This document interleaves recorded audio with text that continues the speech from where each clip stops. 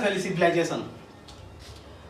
जैसा कि हम लोग पिछले वीडियो में कई सभ्यताओं के बारे में पढ़े, यह हमारी इंडिया की सभ्यता है, इंडस वैली सिविलाइजेशन। इसे इंडस वैली सिविलाइजेशन इसीलिए कहते हैं क्योंकि इस सभ्यता की शुरुआत सिंधु नदी के पास से ही शुरू हुई थी, इसीलिए इसे सिंधु घाटी सभ्यता भी कहते हैं। साथ में इस सभ्यता का एक नाम हड़प्पा सभ्यता है क्योंकि इसके सबसे पहले अवशेष हड़प्पा नामक शहर से ही मिलने की शुरुआत हुई थी। यह सभ्यता 2500 बीसी ईसा से भी 2500 साल पहले की है, बहुत पुरानी सभ्यता है और इसे कांस्य युग भी कहा जाता है। कांस्य युग इसलिए कहा जाता है कि उस समय ब्रोंज एज, कांस्य का मतलब ब्रोंज कहा जाता है। ब्रोंज एज इसलिए कहा जाता है कि उस जमाने में तांबे और टीन को मिलाकर ब्रोंज बनाया जाता था, जो कि बहुत ड्यूरेबल होता था और तमाम चीजें जैसे कि टूल्स, मूर्तियां, स्टैचू, भगवान की मूर्तियां, बर्तन कांसे के बनाए जाते थे। इसलिए इस युग को इस युग में सबसे ज्यादा कांसे की ब्रोंज का सबसे ज्यादा प्रयोग होता था। इनका मुद्रा वगैरह भी ब्रोंज का होता था, हालांकि टेराकोटा का भी होता था, जो मिट्टी के पकाए हुए बर्तन होते हैं। सर जॉन मार्शल ने 1924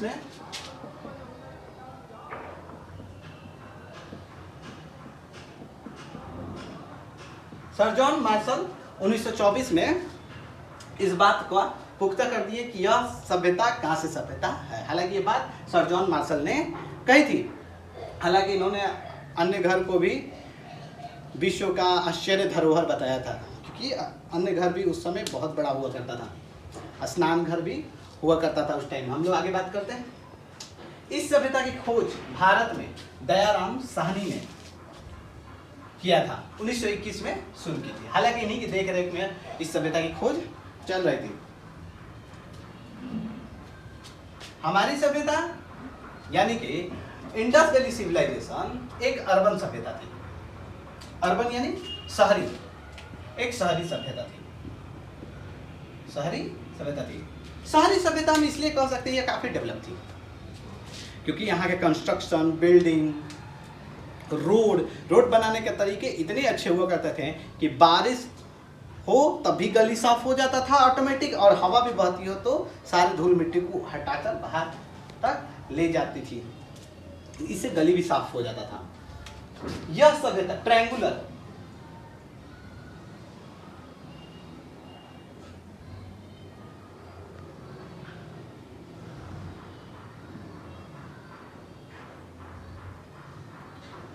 शेप के कुछ हिस्से पाकिस्तान में,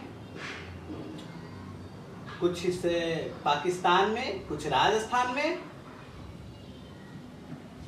कुछ पंजाब में, हम इसे समझ सकते हैं ऐसे यह सभ्यता मिली हुई है, जिसमें मुख्यतः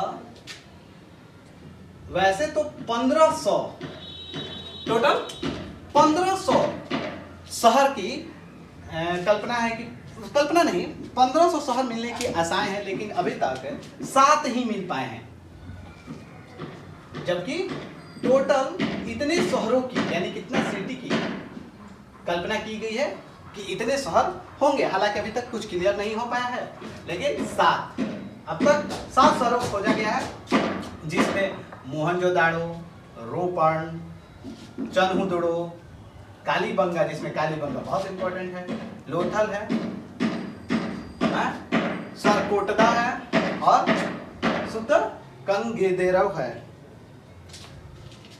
इसमें तो ये मेनली 7 है और इसमें 6 और एक सिंधु जो हमारी सभ्यता है वो भी है। इस तरह से 7 शहर मिले हैं हड़प्पा सभ्यता में। इसमें हम लोग समझते हैं जो मोहनजोदाड़ो है, हालांकि इसका एक शाब्दिक अर्थ है मुर्दों का टीला। यहाँ पर बहुत ज्यादा मुर्दों जैसे हड्डियां और कब्र मिले हुए हैं। यह भाग आज के पाकिस्तान में है। इसी तरफ पाकिस्तान में चनहुदड़ो भी है। कालीबंगा, इसका मतलब होता है काली रंग की चूड़ियां।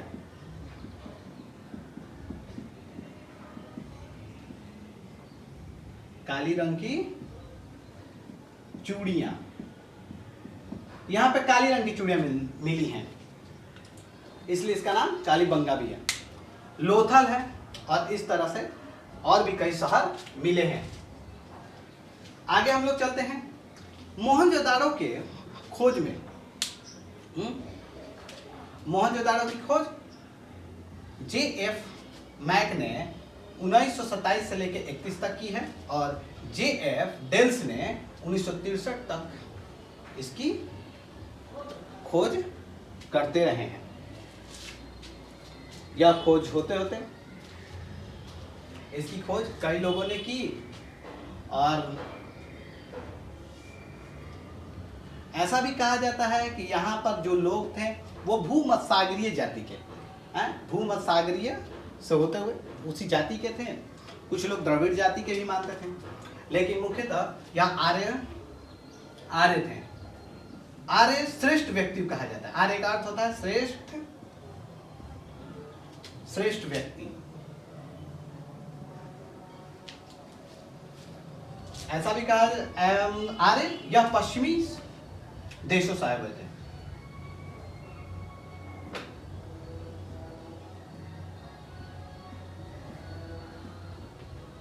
यह पश्चिमी देशों से यहाँ आए हुए थे। आगे हम लोग समझते हैं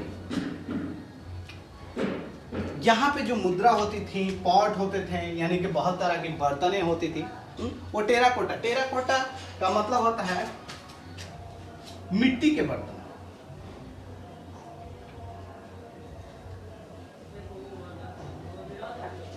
मिट्टी के बर्तन ही जो है मिट्टी को कहा जाता है। जब हम मिट्टी को सुखाकर कुछ भी बनाते हैं उसे टेराकोटा कहते हैं। मिट्टी को हम जब सुखा कर किसी चीज को बनाते हैं, जैसे कि हम लोग ईंट बनाते हैं, मूर्तियां बनाते हैं, उस टाइम में कई तरह की बर्तनें बनती थी, वो सब मिट्टी को सुखाकर बनाई जाती थी। इनका आर्कियोलॉजिस्ट माने कि आर्किटेक्चर काफी ग्रेट है। यह बिल्डिंग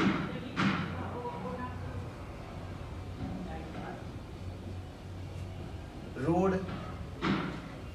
काफी व्यवस्थित ढंग से बनाते थे। किस तरह से बनाते थे कि कोई भी गली इनका ब्लॉक गली नहीं होता। जैसे आज के टाइम में हम लोग जानते हैं, जैसा देखते हैं हर गली किसी न किसी चौराहे पर, किसी न किसी मोड़ पर वो ब्लॉक होता है। ब्लॉक का मतलब उधर दूसरी तरफ जाने का रास्ता ना होना, लेकिन इनके टाइम में ऐसा नहीं होता था। ये लोग इस तरह से बनाते थे कि हवा और बारिश इन गलियों को नेचुरली ही साफ कर दिया करती थी। इनका ड्रेनेज सिस्टम सबसे ग्रेट सिस्टम था। बाढ़ आ भी जाए तो कुछ खास असर नहीं पड़ता था। थोड़ा बहुत घंघोर बारिश हुई, हालांकि बाढ़ का तो नहीं, लेकिन बहुत अधिक बारिश होने के बाद भी पानी जाम नहीं लगता था, सर भरता नहीं था। साथ में यहाँ पर मोहनजोदाड़ो में जो भी मुर्दों का टीला मिला है, जो कब्र मिले हैं, वो ज्यादातर देवदार की लकड़ियों के बने मिले हैं, यानी इनके कॉफिन देवदार के लकड़ियों के मिले हैं। जैसा कि हमने कहा था कि इसके अवशेष ही इन जगहों पर मिले थे। इसलिए मोहनजोदाड़ो में एक अन्य घर मिला है। यह अन्य घर 6 की छल्लियों में 12 फीट 12 के छल्लियों में मिले हैं, जिनकी लंबाई, इन अन्य घरों की लंबाई 45.71 मीटर, यानी हम कह सकते हैं कि 45 मीटर, और चौड़ाई 15 मीटर के आसपास थे। यह गोलाकार होते थे, इसमें अनाज रखने के लिए बनाए जाते थे। इसके बारे में भी सर जॉन मार्शल ने बताया था। इसके बाद हम चलते हैं, यहाँ पे मोहनजोदाड़ो में हमें स्नान घर मिला है। हालांकि स्नान घर बनाने के कई कारण होते थे। यहाँ पर पूजा पाठ, या कोई यात्री आया तो भी यहाँ पर विश्राम करता था। जैसा कि हम समझ सकते हैं, यह एक स्नान घर जो कि बहुत बड़ा है, जिसकी लंबाई 11 मीटर है और चौड़ाई 7 मीटर है, और हाइट 2.43 या आप 2.5 भी समझ सकते हैं, इतना मीटर इसकी गहराई थी। इतना गहरा बनाया जाता था। आगे हम लोग समझते हैं इनके आर्ट ऑफ स्टैचू। ये कई तरह के कलाओं में है, या कई तरह की चीज़ों की मैंने मूर्तियाँ बनाया करते थे। आप जैसे कि हम समझ सकते हैं कि वहाँ पर एक नर्तकी, एक और लड़की जो नाचने के मुद्रा में है, वहाँ पे एक कांसे की मूर्ति मिली है। ये लोग मगरमच्छ की पूजा करते थे, या कई नेचुरल चीज़ों की भी पूजा करते थे। भगवान की भी मूर्तियाँ मिली हैं, जैसे शिव की मूर्तियाँ मिली हैं, शिवलिंग वगैरह भी मिले हैं पत्थर के। इसके साथ साथ हम लोग आगे चलते हैं, इनका मेजरमेंट का भी तरीका होता था। इस सबसे पता चलता है ये व्यापार करने में भी बहुत माहिर है। ये आसपास के राज्यों में भी व्यापार करते थे और अपने में भी इनका व्यापार सिस्टम बहुत अच्छा था। इनमें मेजरमेंट करने के लिए, जो मेजरमेंट के लिए वाट होते थे कुछ इस पैटर्न में होते थे, 1 kg, 2 kg, 4 kg, 8 kg, 16 kg, 32 kg, 64 kg, इस पैटर्न यानी दुगने, एक के बाद दुगना पैटर्न में होता था। साथ में इनके स्क्रिप्ट यानी कि इनके लिपि को आस्को परपोला और RS राव मैंने SR राव ने अध्ययन किया और इन्हें से देखे भी ये कई लिपियाँ ऐसी भी लिखते थे जो थोड़ी पढ़ने में तकलीफ होती थी, हालांकि इस पर अध्ययन चलता रहा। फिर आई महादेव, इन्होंने भी इनके लिपि को समझा और बताया। यह व्यापार करते थे, इनके व्यापार को थोड़ा समझ लेते हैं। यह कई तरह का व्यापार करते थे। वेविंग यानी कपड़े की बुनाई, यह कपड़े बनाना जानते थे। नील की भी खेती करते थे। उस समय से भी नील खेती होती थी। ये नील की भी खेती, ये नील की खेती करते हैं। नील जैसे कि हम आज कपड़े में उजाला जो डालते हैं ना, उजाला आता है, व्हाइट कपड़े को डालकर ब्लू कर देते हैं, उसी को नील खेती बोलते हैं, वो नील होता है। साथ में एग्रीकल्चर करते थे जिसमें बैरली, व्हीट, राइस, कॉटन, मिर्चा, मसाले ये सब भी उगाया करते थे। कई तरह के फ्रूट्स और वेजिटेबल भी उगाते थे। साथ में जैसा कि हमने कहा था ये पॉट, टॉय, यूटेंसिल बनाते थे और लेन देन भी करते थे। इनमें बाटर सिस्टम भी था और धीरे धीरे इसको देखकर हम ये भी कह सकते हैं कि इनमें मुद्रा का चलन भी था। हालांकि इनकी मुद्राएं मिट्टी के बने हुए, माने टेराकोटा के बने होते थे। जैसा कि आप वीडियो में इस सिक्कों को देख सकते हैं, यह मिट्टी के बने सिक्के हैं। साथ में कई तरह के एनिमल पालते थे, जैसे ज़्यादातर पेट्स पालते थे, जैसे कि काऊ, ऑक्स। ये गाय दूध देने के लिए और से खेती उती करने में इनको मदद भी मिल जाती है। बुफैलो, साथ में गोट। इसके अलावा हाथी, ऊंट, घोड़े वगैरह भी पालते थे, भेड़ वगैरह भी पालते थे। तो इस तरह से यह सभ्यता काफी विकसित थी। इसके अलावा हम लोग जान सकते हैं इतनी अच्छी सभ्यता जो काफी डेवलप थी, तो अचानक यह सभ्यता का अंत कैसे हो गया, इसके पीछे कोई खास लिखित अभी तक कुछ खास एविडेंस नहीं मिले हैं, लेकिन कुछ तथ्यों के आधार पर यह बताया गया है कि बाढ़ ज्यादातर तो आज नेचुरल है, नेचुरल डिजास्टर पे डिपेंडेड है। नेचुरल डिजास्टर आई और यह सभ्यता धीरे धीरे खत्म हुई, जिसमें बाढ़, अर्थक्वेक। ऐसा भी कहा जाता है कि नदियों की दिशा, क्योंकि इनमें बाढ़, थोड़ा बहुत बाढ़ को सहने की शक्ति थी, लेकिन जब नदी, जो कि सिंधु नदी है, यह सभ्यता जब सिंधु नदी का बांध टूट गया, बांध कह रहे हैं, सिंधु नदी जब अपना डायरेक्शन बदली तो पूरा का पूरा शहर को ले डूबी, यह शहर ध्वस्त हो गया और बर्बाद हो गया। इस टाइम के लोग सोने को पीली धातु भी कहते थे। इन्हें सोने का अध्ययन, सोने की जानकारी नहीं थी। इसके अलावा हम लोग समझ सकते हैं कि इनके विषय में आज, जैसा कि हमने कहा था कि इस सभ्यता का अंत फ्लड की वजह से, नेचुरल डिजास्टर की वजह से, भूखमरी की वजह से, भूखमरी की वजह से हो गया था। हालांकि एक ऐसा भी हम कह सकते हैं कि टाइम के बाद यहाँ पर राजा हुआ करने लगे, रानी नहीं, और वो आपस में लड़ने की वजह से, युद्ध की वजह से, आर्यों के आक्रमण की वजह से धीरे धीरे यह सभ्यता खत्म हो गई। वैसे भी जिस राज्य के राजा लालची हो जाए, वो सभ्यता धीरे धीरे खत्म ही हो जाती है। इस सभ्यता के बारे में सबसे पहले चार्ल्स मेसन ने 1826 में जिक्र किया था। उसके बाद इसी खोज, जैसा कि हमने बताया, दयाराम साहनी ने 1921 में कर दिया था। Time to time Rakhaldas Banerjee